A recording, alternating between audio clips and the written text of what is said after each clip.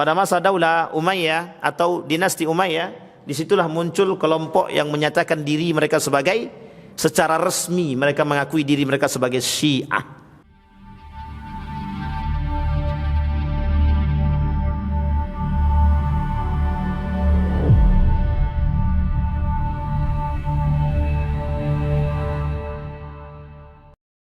Baik, yang kelima, melakukan penafsiran Al-Quran yang tidak berdasarkan kepada kaidah-kaidah tafsir.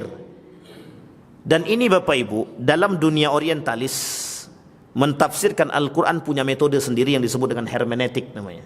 Jadi mentafsirkan Al-Quran sesuai dengan sesuai dengan kontekstual, arti sesuai dengan kejadian, dengan keadaan. Jadi bahasa lainnya cocokologi, itu bahasa lainnya.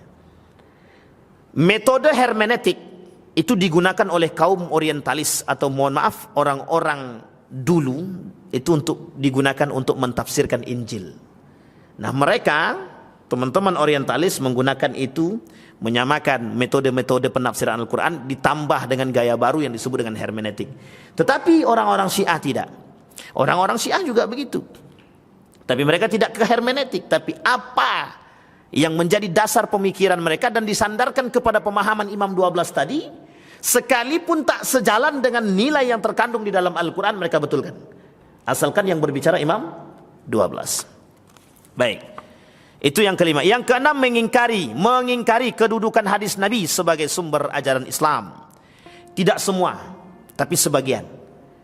Kenapa saya katakan sebagian? Karena sebagian lagi di antara mereka menipu hadis Nabi. Nah, itu dia bahasanya Pak. Kita punya buku dulu namanya Ittihamul Ahadis li Ahli Syiah, kalau saya tak salah.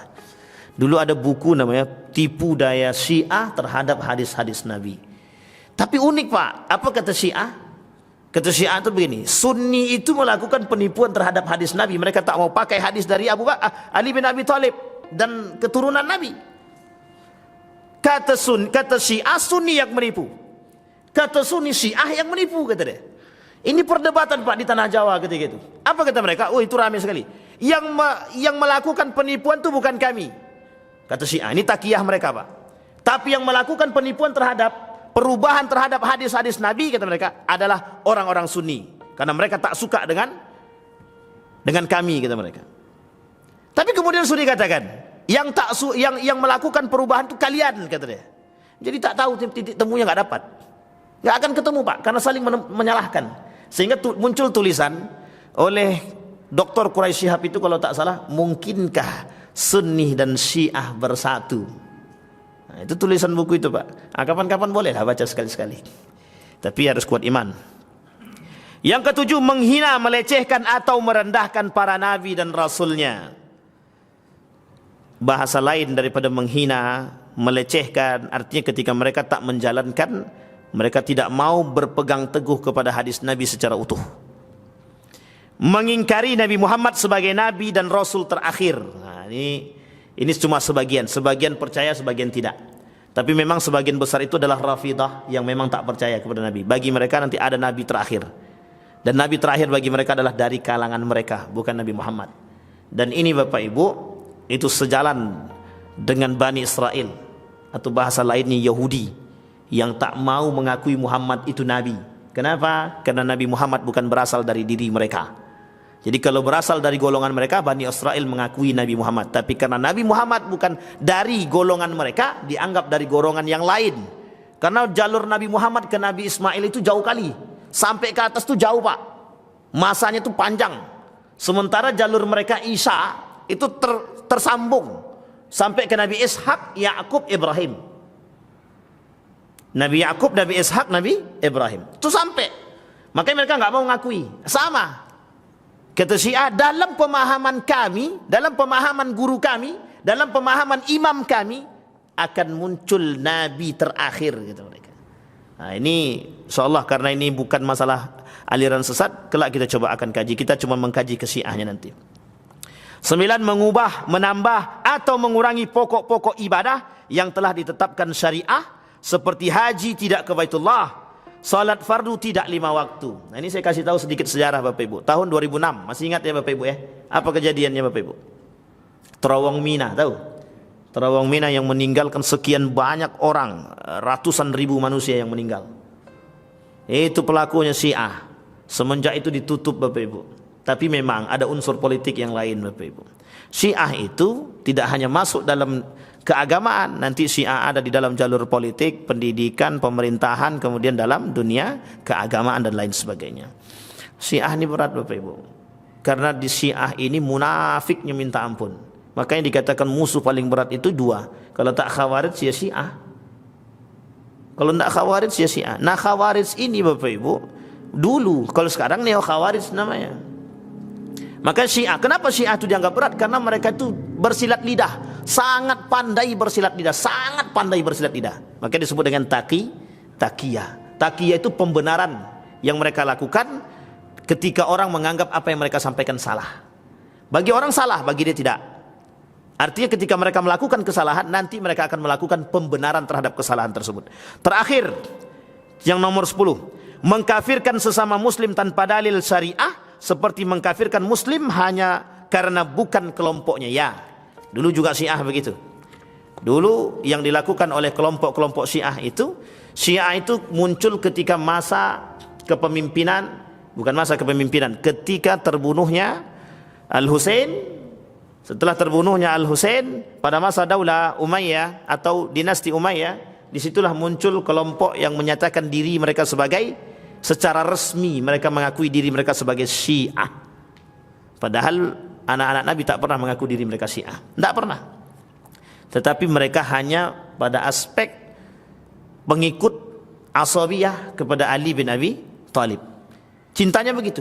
Tapi ketika terbunuhnya Al-Husain, disitulah munculnya politik mereka. Mereka masuk dalam jalur politik karena kebencian mereka. Sehingga bagi mereka itu adalah bagaimana kemudian menaklukkan dunia ini dengan pemahaman yang betul menurut mereka, yang dikembalikan kepada Ali bin Abi Thalib. Karena begini dasarnya Bapak Ibu, ketika Nabi berkata kepada Ali, yang mencintai Ali maka mereka sudah mencintaiku. Maula ya Ali, kalimatnya Maula ya Ali, kata Nabi, barang siapa yang mencintai Ali maka dia sudah mencintaiku. Dianggaplah oleh mereka kaum Syiah tadi, orang yang berhak menjadi pemimpin setelah baginda Nabi Muhammad SAW bukan Abu Bakar, tetapi adalah Ali bin Abi Thalib. Sekarang itu difilmkan, judul filmnya Ali bin Abi Thalib.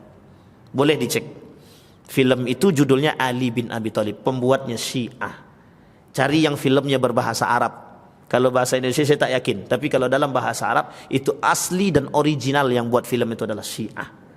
Ada namanya Mukhtar Nameh, panglima handal ketika itu yang buat filmnya juga Syiah, karena mereka berkaitan tentang film Syiah ketika itu.